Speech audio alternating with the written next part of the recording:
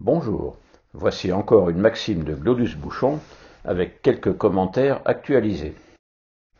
Nous connaissons tous des personnes qui ont toutes les aptitudes pour exercer une activité nouvelle, mais qui ont peur de ne pas être légitimes. Légitimes auprès des autres ou à leurs propres yeux? Glodus a un avis bien à lui sur la question. Quand tu n'oses pas y faire, cause que tu as peur d'y faire, la bonne excuse que tu trouves, c'est de dire que tu vas peut-être pas être légitime. Mais ça tient pas la route. Quand tu as envie d'y faire, t'as qu'à y faire, puis t'as pas besoin de t'occuper des autres. Et vous, qu'en pensez-vous? Et vous, qu'en pensez-vous? Suis-je légitime serait un prétexte pour ne pas prendre de risques? Je suis assez d'accord avec Glodus.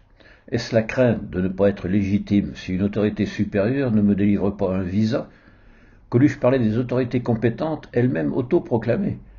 On détient toujours son autorité d'une autorité supérieure, mais à mon avis, si l'on veut évoluer, il est parfois nécessaire de s'autoproclamer compétent si on a les aptitudes encore inexploitées et les motivations. D'abord, que signifie légitime? Le Larousse donne la définition suivante, qui est consacré, reconnu, admis par la loi.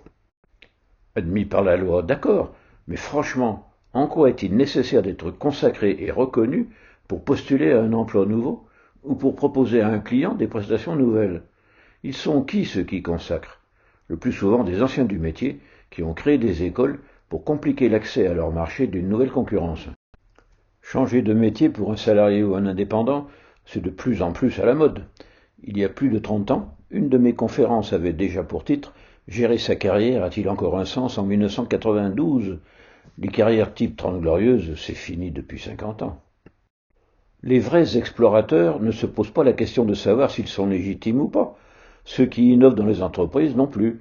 Par contre, ils inquiètent les chefs routiniers qui auront du mal à les manager. Par définition, je ne peux évoluer professionnellement que si je me fais embaucher pour un emploi dans lequel j'apporte, mais également j'apprends.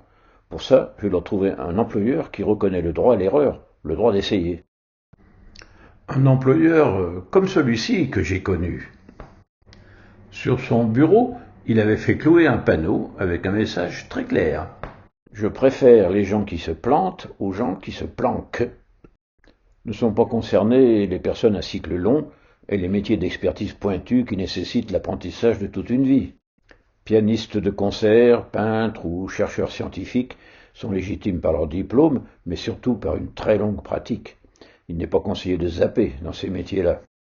C'est tout pour aujourd'hui. Pour la suite, c'est vous qui voyez. Et bien sûr, tournez-vous dans le sens des vents favorables, c'est tellement plus cool.